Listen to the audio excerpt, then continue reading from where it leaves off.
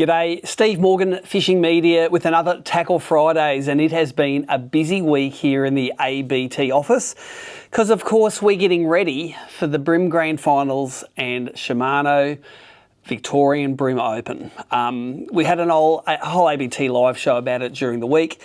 Shirts are all in. This is one of the ABT Grand Final shirts for Bream and Bass. Both competitors in both those series will be getting one of these if you're in the Grand Final. But we are half packed and ready to go. The office is a complete disaster. We're trying to pack things up to move when we get back. We're trying to pack things up to go to the Grand Finals, and I'm trying to pack things up to get the ABT prize boat ready. Now, that's my first little scoop this afternoon. You can be the first ones to see a sneak peek video of the ABT prize boat. Here it is. It's that Alloy Craft 530 on a oceanic powder coated black sexy looking trailer with that Mercury 150R 3.4 litre digital throttle and shift racing motor on the back. It's going to go to Troy from Min Repairs tomorrow. We've got a day where we're putting all the Garmin gear in. We're putting in two 12-inch GPS map screens, LiveScope black box, LVS 34 transducer, and of course the Garmin Force Pro on the front, all powered by some Green Marine lithium batteries. It's over $90,000 worth of prize.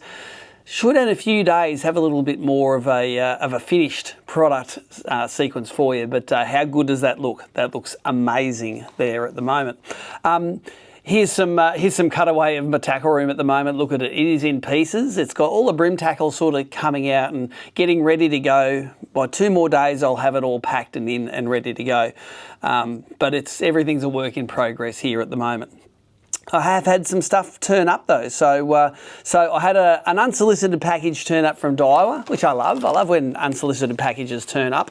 And it's got a few of the products that were released after, which are now shipping and available in stores. First one is the 3.9-inch flick, which is there. I think this is going to be a real viable option for scoping. Been doing a lot of bass forward mode live scoping at the moment. Particularly with the Rapala, the jerk, the Crush City jerk, but I think the Daiwa flick might be a good option for that as well. And I actually have a few other baits that I want to try with that technique. Incredibly fun, incredibly deadly, but even the bigger bream, like this might play at Bem River, some of these bigger flick baits. For Victoria, so I definitely think they're going to be in the Victoria box there. Related to that, the covert jig heads, the Daiwa coverts. Now I've got a couple of packs that they sent through here. Some of them are the heavy duty. They're the 2X strong. I think they're these ones here. And then we've got the finesse ones, which are those ones there. We've got a range of sizes and weights there, of sizes, hooks and weights that I think with that very aggressive, and I'll pull one out and show you, with that very aggressive hook keeper on, the elastomer style plastics are definitely not going to escape your jig head. In the old days, Matty Fraser would call it the anti-pantsing design because you're not going to get pantsed on these things, to the point where it's probably hard to change plastics on them. So I'll give you a look here at that covert design. It's got that really aggressive hooks on the bottom of it, which will hook into the bottom of that plastic, make them very hard to take off. So thanks very much to those guys. I think I'll take those to Victoria as well, because I think finesse is going to play a lot in the Grand Final. You know, I think we haven't done too many tournaments in Victoria at this time of year when the fish may be in spawn mode or slightly post-spawn. I think we're going to be fishing rivers a bit, and I'm going to be using all of my old Chris Wright lessons of things that he taught me how to catch these spawn and post-spawn river fish. I remember after he taught me one of them, he said, "Oh, Morgo, I don't think I should have taught you that." Thanks, Righty. I appreciate it. I think I'll pull out from that bag of tricks during next week. Also in the packet were some of these. These were the 7-inch Bait Junkie prawns that came out. So you would have seen these in the after show that we had. Well, these are in stores now as well. So there are some great colours in here. I think I'll go through all of them one at a time. There's sort of a green colour there. These come 2 in a pack, and they're packed really well. Like all of these prawn baits that the manufacturers are making now in a blister pack, they're pretty concerned about making sure that when you pull them out of the pack, all of those little legs are actually protected, straight, doing all the right things. Now, I'm telling you that when you pull these out of the pack, they really do smell like a Sharpie. There's something going on there with the paint because they're a base colour and they've got patterns painted over the top. So don't be scared when they smell a little bit like a Sharpie straight out of the box. I'm pretty sure that's normal. So there's your chartreusey sort of colour.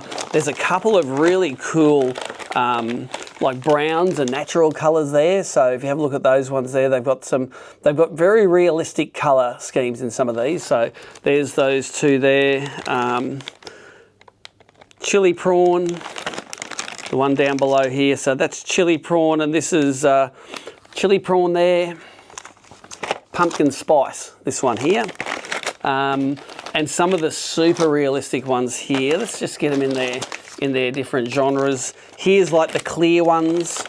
That's sort of a clear salt and pepper one with some chartreuse on the edge. King prawn, that one's called.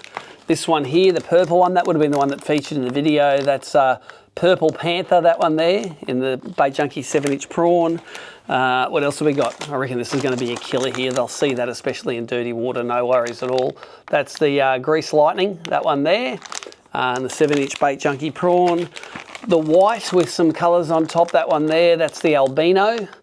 The Bait Junkie 7-inch prawn, and this one here, again, looking really realistic, the rainbow smash, and that's even the tail of this one is even that rainbow sort of colour. So very inclusive dialer. You've got all of the different versions there ready to go. The flicks are there, the jig heads are there. I'm going to leave it there for today, but there is one more thing, and especially if you live in Queensland, that I want you to do. And there has been a petition released this week. It's a Queensland Government e-petition, and it lets the politicians and therefore fisheries know how concerned we are about the gill netting, which is happening day and night and day and night in the Logan and Albert rivers and surrounds. Like, ultimately that petition would be to get rid of all gill nets in the southeast, but we have a couple of operators in that area at the moment that are taking everything. And I mean everything. So last year, and it's no secret now, Logan River was one of my favourite barra rivers in the southeast. I could go there and get bit or catch a fish nearly every time. I'd see 50 to 100 fish a session on LiveScope. I did catch a barra last week, and it was 109 centimetres. You can see a picture of it here, but I only saw 5 barra that trip.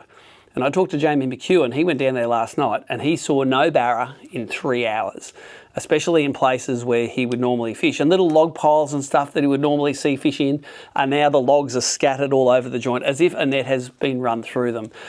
I'm pretty sure that some of the crews netting this joint at the moment aren't the favourite of rec anglers, but also aren't the favourite of generational commercial anglers that actually treat the environment properly and they take what they need, not taking everything. And just finally, a little bit of icing on the cake here. Check out this video. This is a video of a gill net strung around the sewerage outlet at Beenleigh. So if the argument is we're providing fresh, healthy seafood for the locals, I beg to differ, because I wouldn't be lining up for seconds if I knew that my barra came out of the poo pipe at Beenleigh. What can you do? I'll put a link down below in the YouTube video. You can go down there, click on it.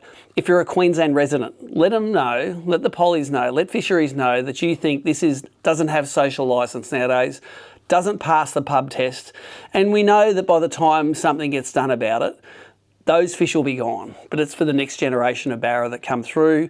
We were gifted in the southeast barra. We didn't really have lots of them 30, 40 years ago. We seem to have plenty of them now. Let's make sure the next time they become abundant, they're not destroyed. Anyway, there's my political message. Click the link below if you're a Queenslander, sign the petition, and we can maybe enjoy some great barra fishing again in 10 years' time. That's it for Tackle Fridays. Next week I'll see you from Victoria.